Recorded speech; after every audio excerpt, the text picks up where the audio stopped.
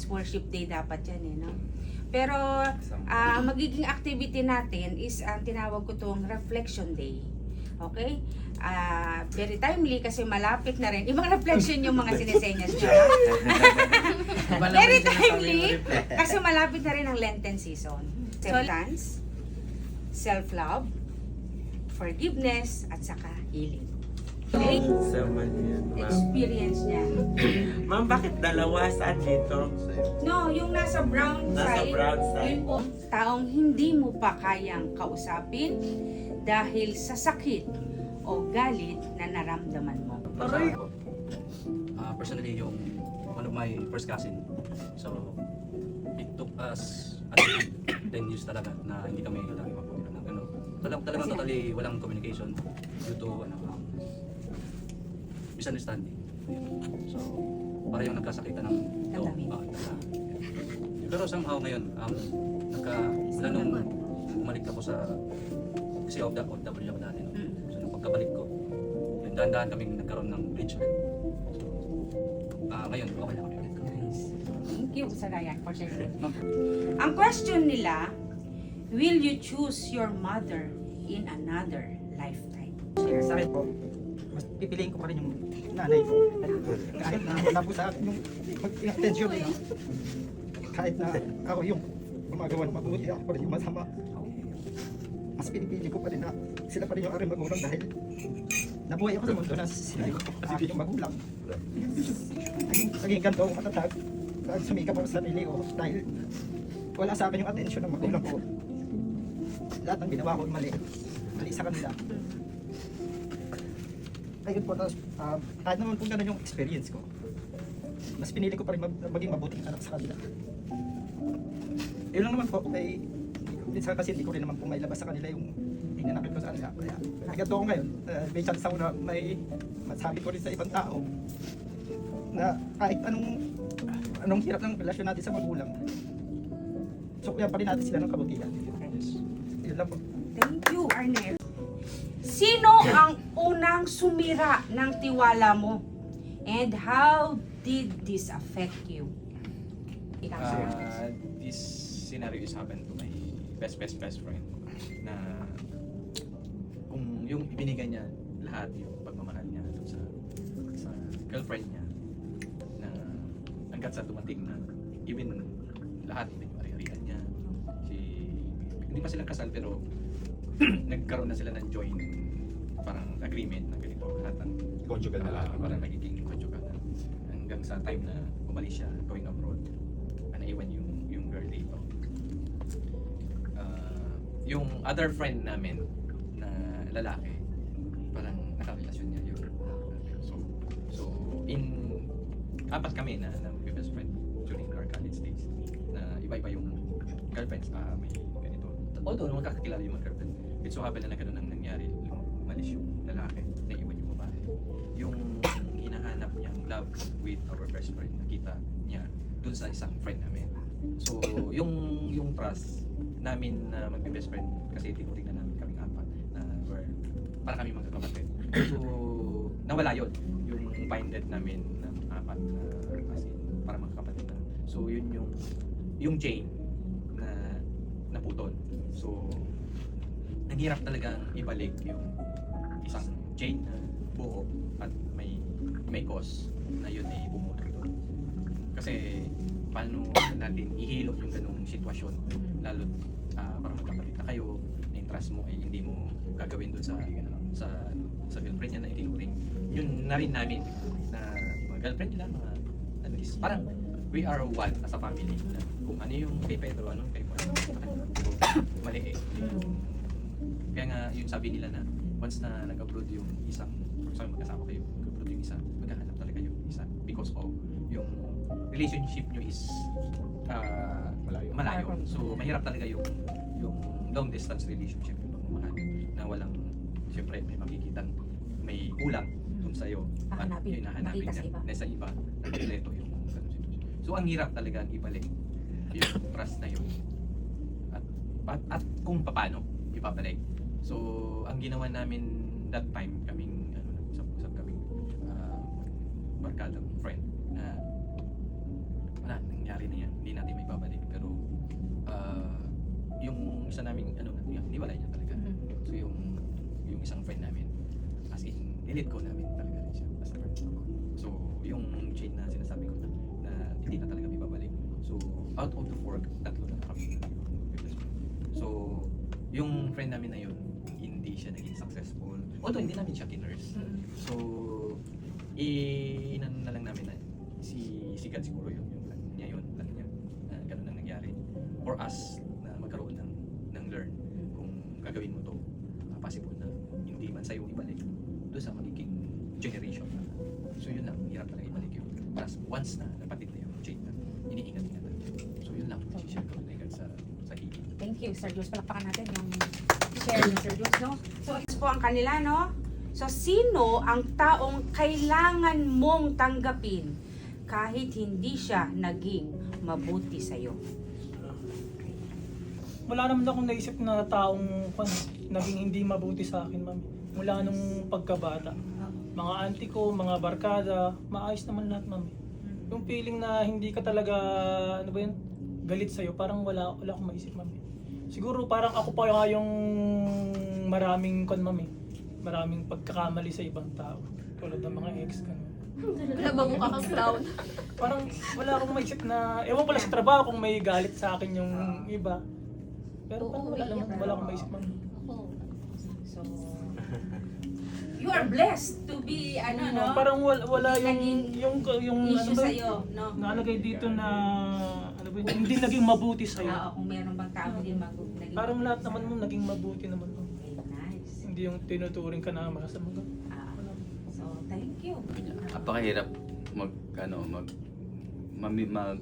magsabi na may sama ka ng loob sa tao na hindi mo tanggap. Wala naman talaga. Ang hirap nung napili namin na ipipiliin kami para i-explain na i-justify yung kung anong paano naging masamang tao sa'yo. Wala. Pero sa senaryo, kung bibigyan natin ng ng kwento, hindi naman siya yung talagang isa sa buhay mo na hindi mo tatanggapin. Sa kaibigan, meron tayong mga tinatawag na yun, may natutulungan tayo na hindi tayo naghihintay ng kapalit. Pero at least sa part mo, ginawa mo yung best mo, ginaid mo siya hanggang naging successful. Na kahit sa sarili mo walang tutulong sa'yo, hindi mo dapat ikasama ang loob yun. Kailangan mong tumayo sa sarili mong paa. Huwag mong asahan yung tinanim mo na aanihin mo. Kailangan mo rin siya i-share. Yung ani na yun, hindi mo lang siya dapat para sa'yo lang. Para dumami ng dumami. Mag-explore pa siya ng good deeds pa sa ibang kapwa. Yun lang. So ito sa kaibigan, wala akong sama ng loob, sa katrabaho.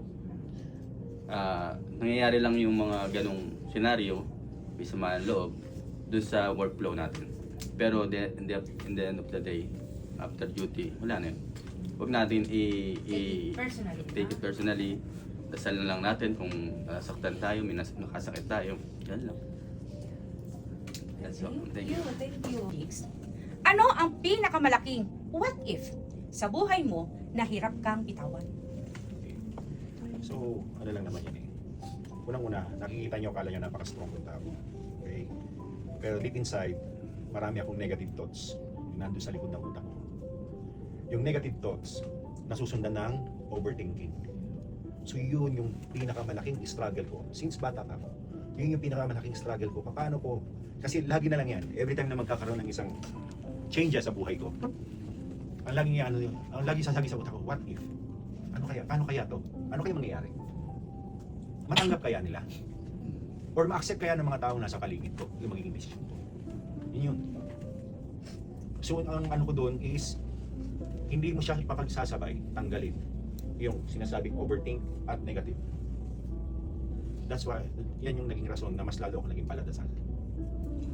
Kasi mas nahihirapan akong magdesisyon kung sarili ko lang. Kaya humihingi ako lagi ng guidance. Hindi man ako palasimba, pero on my own little way, pag nag-iisa ako sa bahay or saan man, nag-uusap kami dalawa. Humihingi ako ng guidance.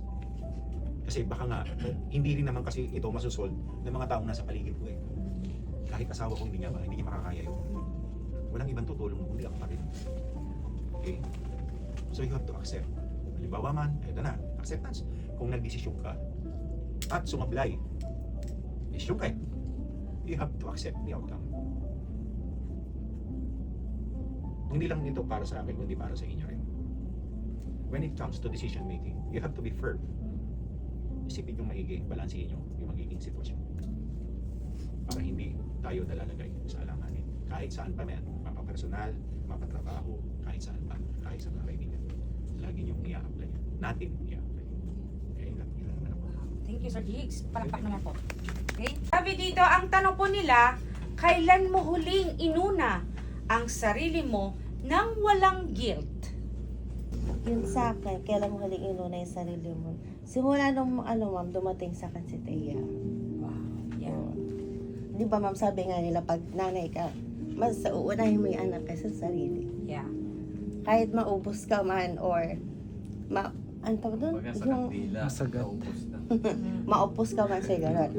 Kahit makautang ka ng kahit magkano pa yan, basta para sa bata, gagawin mo lahat ma'am. Magbigay mo lang yung pangailangan, tsaka yung, ang tawag doon,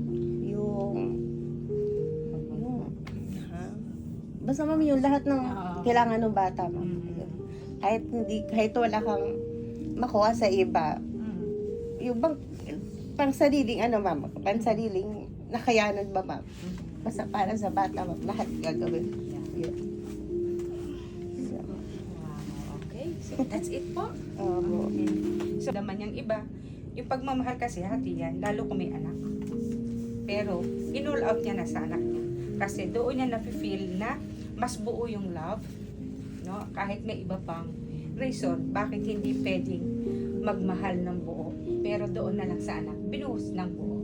Meron ako. At ito na lang. Hindi na ako iyak kasi nakaiyak na ako ng maraming beses. Ito na lang. Ako nakapag-OFW kasi ako. Nag-au pair ako sa kapatid ko doon sa ibang bansa. Tapos, hindi ko talaga inuna yung sarili ko kasi yung sahod ko noon, hindi ko nakahawakan kasi ang sabi niya, ibibigay niya doon sa parents ko. Sabi ko, okay, basta ibibigay doon. Pero umabot ako ng 10 months na parang nagtatanong ako na, parang magtatrabaho ako sa wala. Ngayon, yung kontrata ko is 12 months man, 1 year. Ayun, napag-desisyonan ko nung nag-10 months na ako doon, sabi ko, uuwi ako. Kasi, paano naman ako, wala akong sarili kong income. Ang lagi lang niya sinasabi sa akin, hindi pa daw bayad lahat ng pamasahe. Ginawa ko, pinano niya doon. Sabi ko sa kanya na, kahit man lang bigyan mo ako ng pamasahe pa uwi. Kahit wala akong madalang pera. Yun, nung nakauwi ako sa amin, yun, mas pinili ko talaga yung sarili ko doon. As in, 1 year ako na nagtambay, sumama ako sa mga barkada ko, as in, kung iinom. Tapos, yun, napag-desisyonan ko talaga na lumuwas ulit ng Maynila. Tapos, nagtrabaho ako ng para sa sarili ko. Kumita ako na para sa akin lang.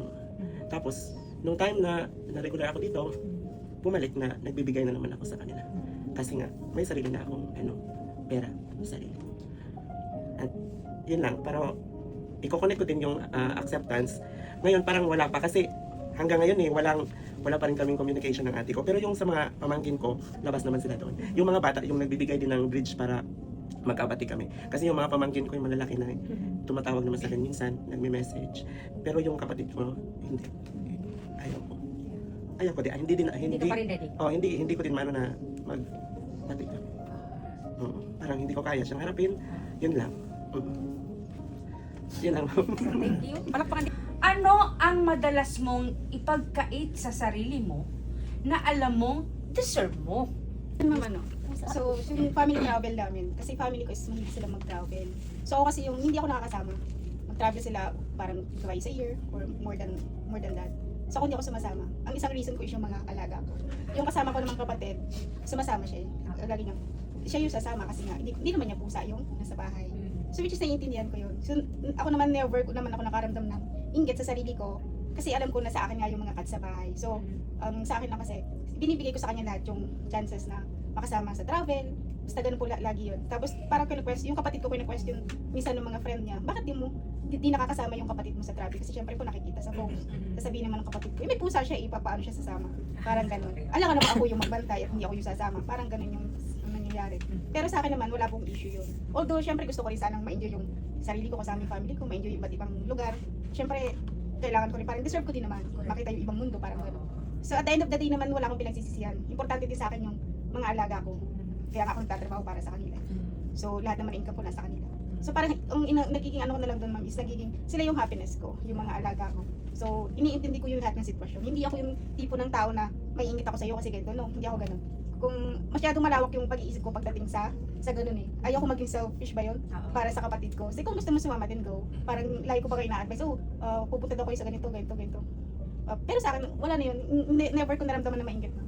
So para sa akin is masaya naman ako. Although deserve ko siya, pero masaya, at the same time, masaya na naman ako dun sa mga cats ko. Hindi ko naman sila pwedeng iwan lang, pabayaan lang para lang sa sarili ko. So meron ako kinukonsider, hindi na sarili ko. Yun lang po. Person po kasi, since nung estudyante pa ako, I always help, willing to help na lagi ako nag-offer ng help na kahit ikapalit man o wala. So parang kahit anong gagawin ko, makatulong lang ganyan, basta maabot na makakaya ko. Pero minsan, point na yung iba na natitake na for granted yun. Ganun. Pero may mga time naman na may mga tao na willing din naman tumulong sa akin. Pero madalas parang nire-refuse ko yung help na yun. Kasi there are times na may mga problem ako na sinusolo ko lang, even parents ko hindi ko sinasabi na may problema ako. So parang yun yung deserve ko sa sarili ko na pinagkakait ko. Yung tulong ng iba na hindi ko tinatanggap madalas. Yun lang po. Sino ang taong hindi mo pa kayang kausapin dahil sa sakit o galit na naramdaman mo? So, ayaw ko sana siyang i-share. Gusto kong sarilinin lang siya. So, ate, Vida and I broke up recently lang. So, wala na kami. Pero hindi ko talaga siya mapapatawad. Niloko niya ako. Yun nga, ma'am, sineryoso ko siya kasi akala ko siya na. Tapos yun pala, niloloko niya lang ako. So, yun lang, ma'am. Ako na mag-ano. Thank you. Sa bawat isa. So, tingin natin yung presence ni Lord na dahil itong lahat ng pangyayari ito ay kaloob niya for us to be strengthened, to be brave, to face any trial sa buhay natin. Lord, thank you for this gathering, Panginoon, na pinakita mo sa bawat isa kung ano yung pagmamahal mo, kung ano yung naisip mo na we face all these trials, Panginoon, dahil alam mo na matapang kami, na we are brave to face any challenges sa aming buhay, Panginoon. Binigay mo ito para kami ay maging matatag at mapagtagumpayan kung ano yung naisip mo, Panginoon. Alam po namin na ikaw lamang ang aming healer, yung love na hindi namin minsan naranasan, but you love us, Panginoon. Yung pagbigay mo lang ng buhay sa amin, sa aming pag-isip is pagmamahal na yun, Panginoon. And even yung forgiveness, Panginoon, Lord, alam po namin na mahirap magpatawad sa taong minahal mo lalo, na binigay mo, pinagkaloob mo lahat, yung trust mo, pero kung sino man yung trust o binigyan mo ng tiwala na siya pa yung kikitil yun, o siya pa yung guided mo, yung Jane na yun, siya pa yung bumuwag, Panginoon Lord God. Ang hirap ibalik yung tiwala, Panginoon Lord. Bagkos nariyan ka para kami ay gabayan yung tatag na pinagkaloob mo sa bawat isa, Panginoon, ay hindi mo inaalis sa bawat isa. Lord, as we continue yung ganitong pamamaraan, yung gathering, ipinakita mo sa bawat isa, Panginoon, na patuloy mo kaming minamahal, patuloy mo kaming ginagawa, Panginoon. Lord, as we ended, we conclude this, Panginoon, yung enlighten mo sa bawat isa, Panginoon, na nagkaroon ng trials, na matindi, even yung gap with our family, Panginoon, Lord, alam po namin na in due time, Panginoon, ikakalob mo yun, na yung forgiveness sa mga tao na nagalis ng tiwala, ng pagmamahal sa amin, ay may balik yun, Panginoon, dahil ikaw lamang, Panginoon, ang tunay na nagmamahal sa amin. We back the glory in all. Jesus' name. Amen.